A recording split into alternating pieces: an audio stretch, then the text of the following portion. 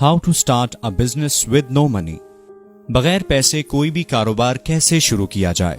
दोस्तों, आज की ये वीडियो बहुत ही अहम और दिलचस्प है, खासतौर पर उन सब के लिए जो अपना कारोबार करना चाहते हैं और अपना नाम बनाना चाहते हैं।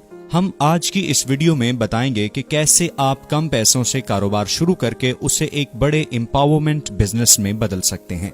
और ये वीडियो आपके सोचने के अंदाज को ही बदल कर रख देगी कि कोई भी काम छोटा या बड़ा नहीं होता। अगर कुछ करने या पाने का जज्बा हो तो इंसान सब कुछ कर सकता है। इल्मी सिटी लाता है आपके लिए ऐसी ही वीडियोस जिनसे आपको इन्फॉर्मेशन मिल सके और आपका फायदा हो। ऐसी मजीद इन्फॉर्मेटिव वीडियोस के लिए हमारा चैनल विजिट करते रहें। वॉरेन बफेट को कौन नहीं जानता। ये दुनिया के चौथे अमीर इंसान हैं और दुनिया के सबसे बड़े और कामयाब तरीन इन्वेस्टर भी हैं।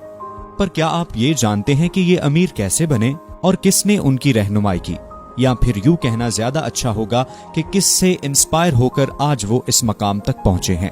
तो दोस्तों, आज हम आपको बताते हैं कि किसने उनको इंस्पायर किया था। वॉरेन बफेट का कहना है कि उन्होंने अपने बचपन में एक किताब पढ़ी थी जिसका नाम था 1000 Ways to Make $1000। वो कहते हैं, मैंने ये किताब खरीदी और कुछ ही दिनों में सारी किताब पढ़ डाली। इस किताब से उन्हें एक आइडिया मिला कि वो एक वजन मालूम करने की मशीन ले सकते हैं और उसको ऐसी दुकान पर रख सकते हैं जहां ज्यादा लोग आते जाते हों। उन्होंने पहले ही अंदाजा लगा लिया था कि उन्हें कितने दिन और कितने कस्टमर्स लगेंगे दूसरी वजन मशीन लेने में। तो वॉरेन ने ना सिर्फ वो किताब पढ़ी बल्कि उस पर अमल भी किया और अमल करके वो कर दिखाया। उन्होंने अपनी सेविंग से एक सेकंड हैंड वजन मालूम करने वाली मशीन खरीदी और उसको एक हजाम की दुकान पर रख दिया, क्योंकि वहां सबसे ज्यादा लोग आते थे और वो इससे पर डे के हिसाब से किराया लेते थे। और एक महीने बाद उन पैसों से उन्होंने एक और मशीन ले ली और उसे भी काम पर लगा दिया और उस प्रोसेस को उन्होंने कई बार दोहराया और ये उनका सबसे पहला कारोबार था। तो आइए हम भी जानते हैं कि उस किताब में और क्या क्या है जिसकी मदद से आपको मदद मिल सकती है और आप कम इन्वेस्टमेंट से भी कोई कारोबार शुरू कर सकते हैं। इस किताब में हम जानते हैं कुछ अहम कॉन्सेप्ट्स के बारे में जो आपकी मदद कर सकते हैं। Number 1, sales agent.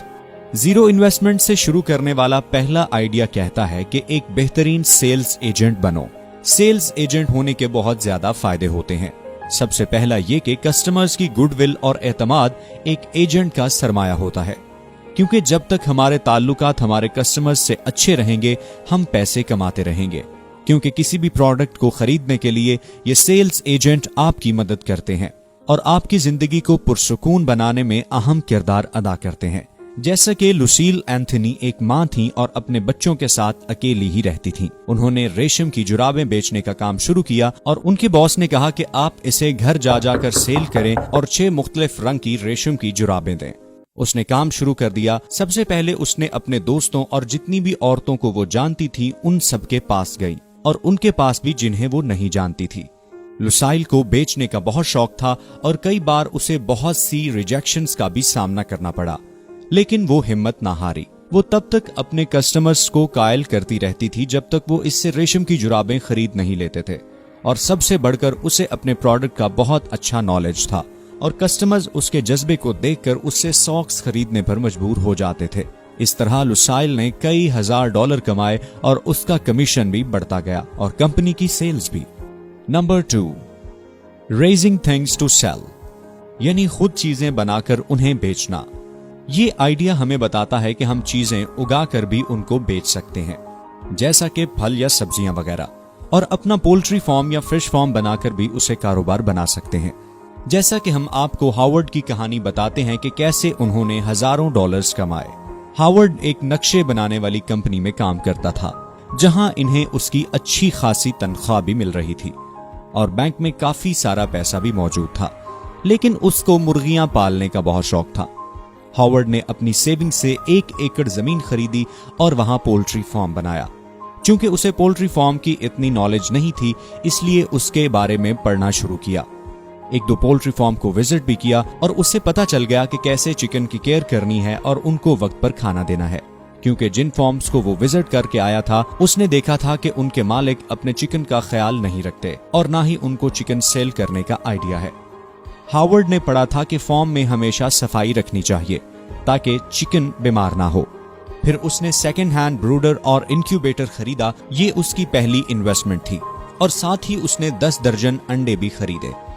इनमें से आधे अंडे उसने ब्रीडिंग के लिए रखे और आधे मार्केट में सेल करने के लिए चला गया। इस तरह इसने अपनी प्रोडक्ट की मार्केटिंग भी अच्छे से की तो उसको 3 रेस्टोरेंट्स और 2 होटल्स के ऑर्डर मिल गए। कस्टमर्स को इसके फार्म के चिकन बहुत पसंद आते थे और अब उसे एक के बाद एक ऑर्डर मिलने लगा। उसका चिकन दूसरे स्टोर पर सेल होने वाले चिकन से ज्यादा महंगा था, क्योंकि कस्टमर्स जानते थे कि वो अच्छी कीमत और अच्छी क्वालिटी पर मिलने वाले चिकन के लिए पैसे पे कर रहे हैं। और यूं उसे कंट्री क्लब और बड़े बड़े होटल्स से ऑर्डर्स मिलने लगे और अच्छी कमाई भी। नंबर 3, सेल योर सर्विसेज, यानी अपनी खिदमात फरोख्त करें। ये कॉन्सेप्ट हमें बताता है कि अगर हम किसी बिजनेस में जाना चाहते हैं तो सबसे पहले हमें ये मालूम होना चाहिए कि हम में ऐसा क्या है जो लोगों को पसंद आए। ऐसी कौन सी स्किल है जो हमें दूसरों से मुख्तलिफ करे, क्योंकि ये ऐसा काम है जिसमें हमें कोई एक फील्ड में माहिर होना पड़ेगा, तभी तो लोग हमें पसंद करेंगे और हमारा कंपटीशन भी कम होगा। जैसा कि हमें एक कामयाब डॉक्टर बनने के लिए एक फील्ड में स्पेशलिस्ट होना पड़ता है, क्योंकि जब हम माहिर होंगे तो ही लोग हमारे पास आएंगे। जैसे कि टॉम एक डिपार्टमेंटल स्टोर पर काम करता था और अपने फारिग वक्त में बेकिंग करता था, क्योंकि उसे बेकरी आइटम्स बनाना बहुत अच्छे से आता था और वो बहुत मजे की बनाता था। एक दिन उसने सोचा कि क्यों ना अपनी बेकरी आइटम्स शहर की मशहूर बेकरी में डिलीवर करना शुरू कर दे। तो इसके लिए उसने कई बेकरीज को कांटेक्ट किया तो उसके बनाए हुए केक कस्टमर्स को बेहद पसंद आने लगे। उसके केक की डिमांड बढ़ गई। शुरू में ये $30 या $50 लेता था, लेकिन जैसे ही उसके केक की डिमांड बढ़ने लगी तो कई बेकरीज ने उसे ऑफर की कि वो हमारे ऑर्डर ले और हम $70 से $80 देने को तैयार हैं। अब उसे रोजाना बहुत से ऑर्डर्स मिलने लगे थे और वो उससे अच्छे पैसे कमा रहा था। तो उसने अपनी स्टोर की जॉब छोड़ने का फैसला किया, क्योंकि वो अपनी स्किल पहचान चुका था और अब उसे ही लाइफ टाइम कैरी करना चाहता था। वो समझ चुका था कि मैं अब इसको ही अपना कारोबार बनाऊंगा। तो यूं उसने अपनी एक बड़ी केक शॉप खोली और अच्छे पैसे कमाने लगा और साथ में बेकिंग की क्लासेस भी देने लगा। Number 4, promoting a small business, यानी छोटे कारोबार को फरोग देना। ये कॉन्सेप्ट हमें कहता है कि अगर हम अपने कारोबार को और ज्यादा अच्छा करना चाहते हैं या तरक्की देना चाहते हैं तो हमें इसमें कुछ ना कुछ तब्दीलियां करते रहना चाहिए, जिससे कस्टमर्स भी ज्यादा आएं और हमें अच्छा मुनाफा मिलता रहे। जैसे कि स्टीवन ने अपने कारोबार को चलाने के लिए इसकी एडवर्टीजमेंट पर काफी पैसे लगाए। इसने मॉटल चलाने के लिए एक घर किराए पर दे रखा था और जिस जगह ये मॉटल था वो बहुत ही बिजी हाईवे था, फिर भी उसके मॉटल पर लोगों का इतना रश नहीं होता था। उसने सोचा कि एक आध कुर्सी या चंद एक बेवरेजेस से कुछ नहीं होगा, मुझे कुछ करना होगा ताकि ज्यादा से ज्यादा लोग आएं। उसने अपने घर को फर्निश्ड करवाया, एक डांस फ्लोर बनाया, अच्छा सा फर्नीचर रखा और खाना बनाने के लिए कुछ फ्रायर्स, रोस्टर्स और ग्रिल्स भी खरीदे, जिसमें 9 चिकन एक साथ आ सकते थे। इसके बाद उसने हाईवे के साथ कुछ कलरफुल साइन बोर्ड्स भी लगा दिए, जिस पर उसने अपनी प्रोडक्ट्स की कीमतें लिखी थी और उसका मॉडल इस हाईवे से कितनी दूर है इसका फासला भी लिखा था।